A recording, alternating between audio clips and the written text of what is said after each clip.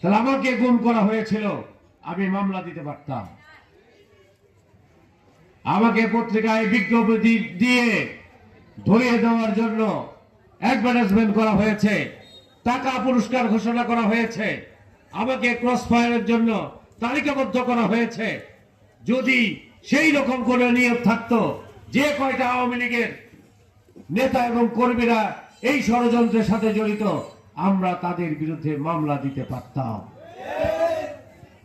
কিন্তু আমরা কোনো মামলা বাণিজ্য করি নাই।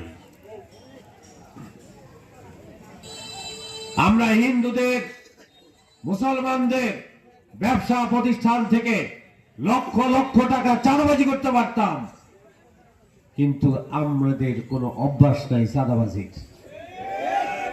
আমরা ওইটাকে ঘৃণা করি, ওটাকে পাপ কাজ মনে করি।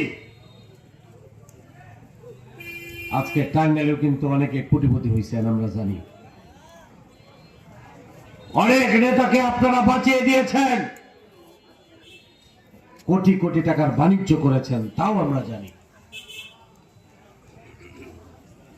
আপনারাই যদি আবার রাষ্ট্র ব্যবস্থায় আসেন, বাংলাদেশের ভিক্ষুকদের কাছ থেকেও তো আপনারা চাঁদা উঠান, কোন জায়গা তো আর বাকি নাই।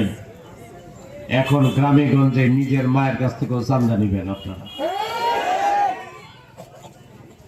ক্ষমতায় যান নাই তাই যে চাঁদাবাজি, আর ক্ষমতায় যাওয়ার পরে যে কি করবেন ওটা তো ধুলাই অন্ধকার।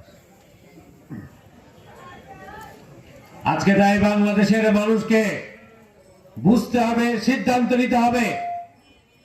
আমরা বক্তব্য দিতে আসবো না যদি জামাত ইসলামের কেউ কোনো অন্যায়ের সাথে জড়িত হয়, এটা যদি আপনারা দেখতে পান, আমরা কখনো আপনাদের সামনে বক্তব্য দিতে আসবো না।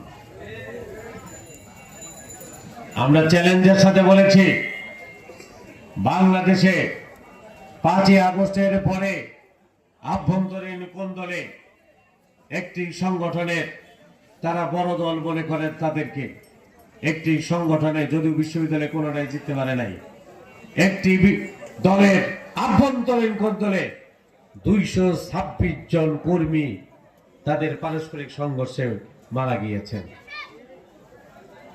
আচ্ছা, আমি যদি বলি এই যে কিশোর ছেলেরা ওই যে ঘুরতেছে, ওরা যে আভ্যন্তরীণ দ্বন্দ্ব করে কেউ খুনাখুনিতে পড়ে যাবে না, তার মায়ের বুক খালি হয়ে যাবে, আমরা কেউ তো তা বলতে পারবো না।